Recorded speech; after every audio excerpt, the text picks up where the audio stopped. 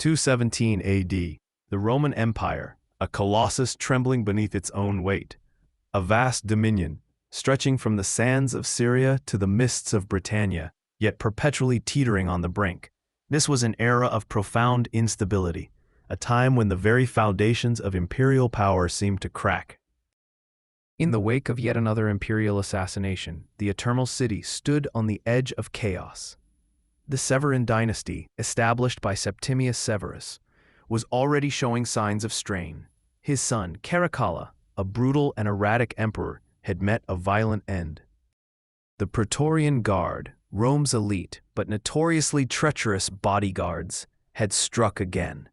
Their loyalty was a commodity, bought with gold and secured by fear. Emperor Caracalla, infamous for his cruelty and the infamous Constitutio Antoniniana, lay dead. His reign, marked by paranoia and bloodshed, had concluded abruptly. And from the eastern provinces, from the sun-drenched lands of Syria, came something Rome had not seen before, a figure so utterly alien to their sensibilities, so profoundly disruptive, that his very existence challenged the core tenets of Roman identity. A boy, 13 years old, draped in silk, not the austere toga, bathed in exotic incense, not the familiar scent of Roman temples, and bearing a black conical rock as his supreme god. His name was Elagabalus, but the story of his brief incandescent reign is far more complex than mere scandal. It is a profound historical puzzle, a dramatic clash of cultures, and a fascinating study in gender power and religious syncretism. Born Varius Avitus Bassianus in the sun-scorched city of Emesa, modern-day Homs, he was a priest long before he was a prince. His lineage was steeped in ancient tradition, a powerful Syrian family with deep connections to the imperial house through Julia Maesa, Caracalla's aunt. This was no ordinary provincial boy. His family served as hereditary high priests of Elagabalus, a local sun god. This deity was worshipped not in anthropomorphic form, but as a sacred black meteorite believed to have fallen from the heavens. This aniconic representation was utterly foreign to Roman polytheism, which favored elaborate statues and human-like deities. When Caracalla was murdered, a power vacuum emerged. Julia Maesa, a shrewd and ambitious matriarch, saw an opportunity.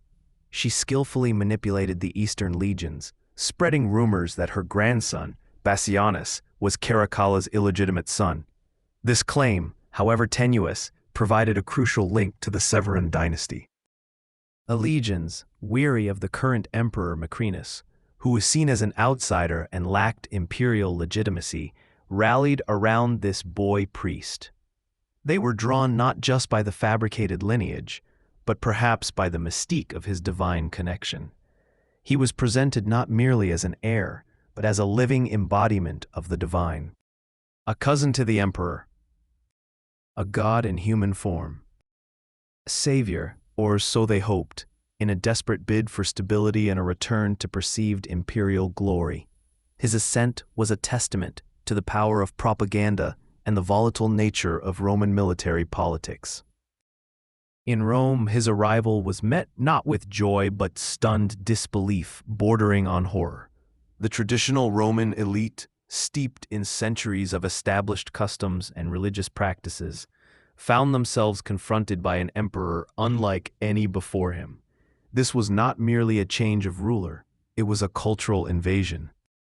The young emperor refused traditional Roman rituals. He disdained the ancient Roman pantheon, viewing them as subservient to his own deity.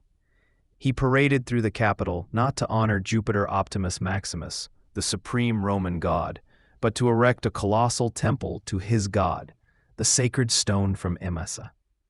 This structure, the Elagabalus, was built on the Palatine Hill, the very heart of Roman power and religious significance. Atop the Palatine Hill, he placed the black rock above the heads of all Roman deities. He even attempted to merge the worship of Elagabalus with that of Jupiter, effectively demoting the king of the Roman gods to a mere consort. This was an unprecedented act of religious syncretism, a direct challenge to the very fabric of Roman religious identity. Priests protested, their ancient traditions threatened. Senators whispered, their authority undermined by this foreign cult. But Elagabalus wasn't listening. He was consumed by his divine mission, convinced of his God's supremacy. He was redesigning the divine, attempting to impose a monotheistic-like cult onto a deeply polytheistic society. This religious revolution was perhaps his most radical act, far more unsettling to the Roman establishment than any personal eccentricity.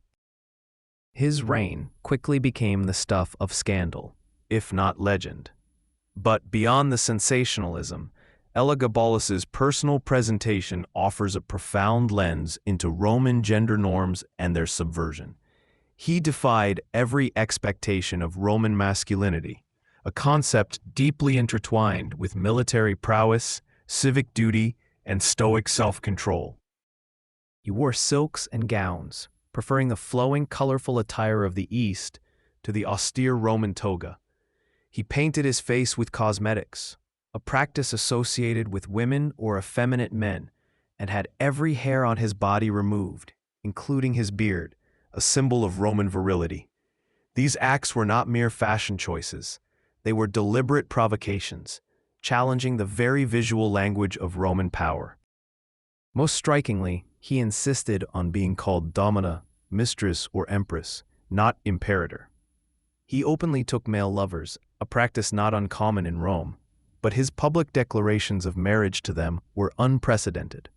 Most famously, he married the gladiator Heracles, whom he named his husband, and later a charioteer named Aurelius Zodicus.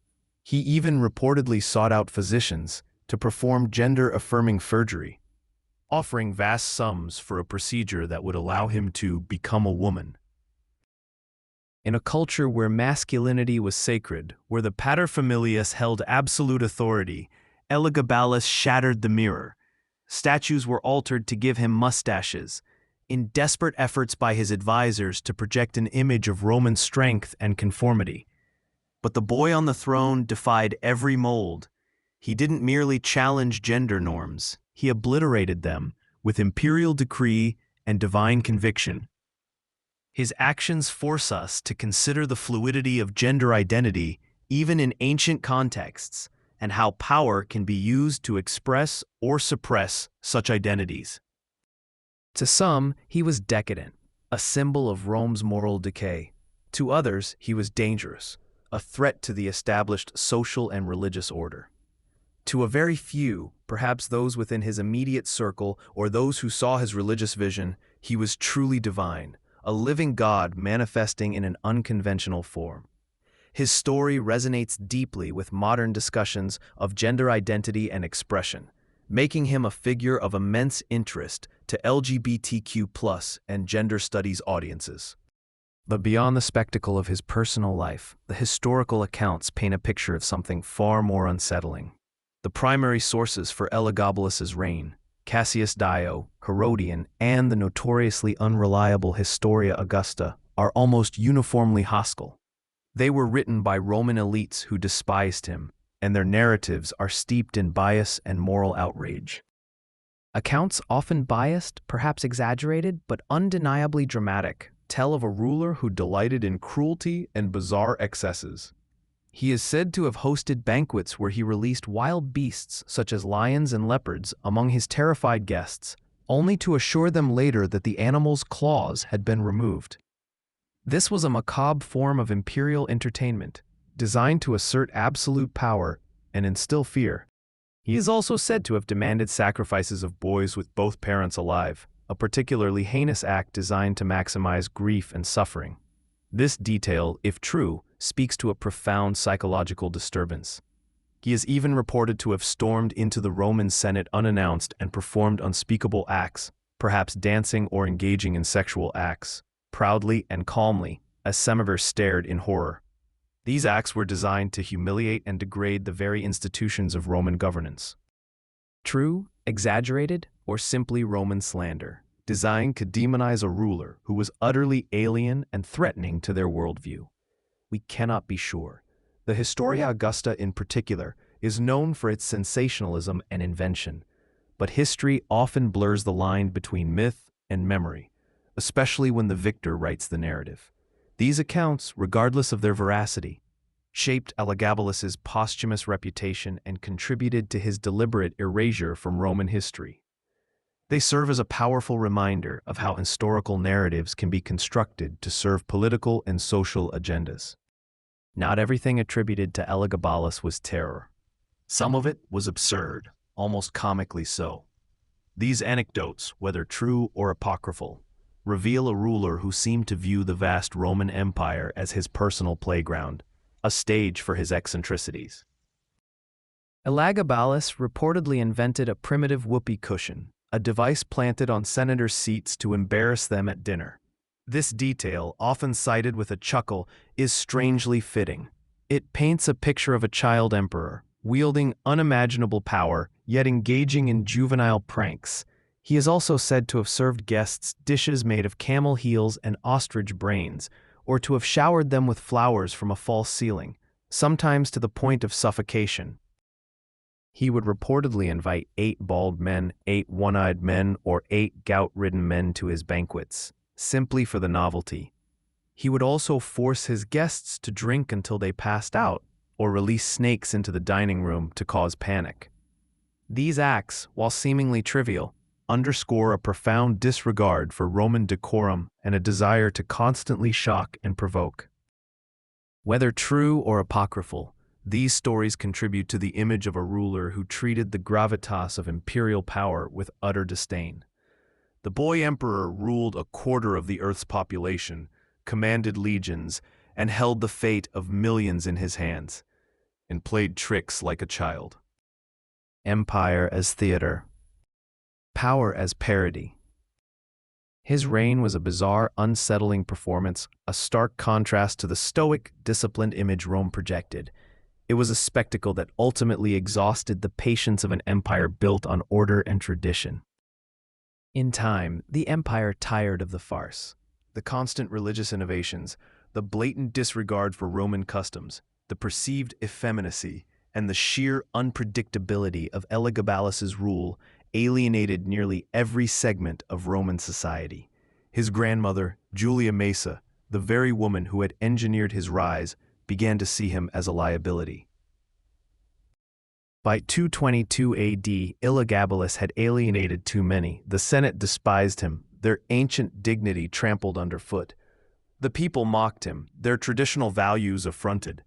Even the Praetorian Guard, the very blades that raised him to power, began to turn against him. Julia Maesa, ever the pragmatist, began to groom her other grandson, Elagabalus's cousin, the more conventional and Roman-looking Alexander Severus, as a replacement. The tension culminated in a confrontation within the Praetorian camp.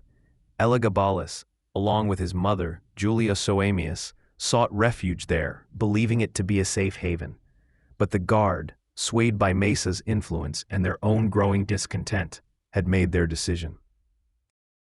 He was murdered in his palace, likely within the Praetorian camp itself, on March 11, 222 AD. His mother, Julia Soaemius, who had been a powerful influence throughout his reign, was also killed. Their bodies were subjected to the ultimate Roman humiliation, dragged through the streets of Rome, a public spectacle of imperial disgrace. His body, along with his mother's, was then thrown into the Tiber River like refuse, a final act of damnatio memoriae, the deliberate erasure from imperial memory. His images were defaced, his name chiseled from inscriptions. Rome had had enough of gods in makeup, enough of foreign cults, and enough of an emperor who defied every Roman expectation. But history does not forget, not truly. Despite the concerted efforts of damnatio memoriae, Elagabalus remains one of the most bizarre, fascinating, and controversial figures to ever wear the laurel crown. His story, though often filtered through hostile ancient sources, continues to intrigue and provoke. Prophet or pervert, revolutionary or madman, he reminds us that power attracts all kinds, and that the human experience, even in antiquity, was far more diverse and complex than often portrayed. His reign, though brief, was a dramatic collision of East and West, of ancient tradition and radical innovation. it forces us to question the reliability of historical narratives and to look beyond the sensational to understand the deeper cultural and social forces at play. His story is a powerful testament to the fragility of imperial power, the enduring strength of cultural norms, and the profound impact of individual identity on the course of history. It challenges our assumptions about gender, religion, and authority in the ancient world, and that even in an empire of laws and legions, of stoic senators and disciplined soldiers, sometimes a godchild with a rock can take the throne and rewrite the story, not just of his own life, but of how we understand the vast, multifaceted tapestry of human history.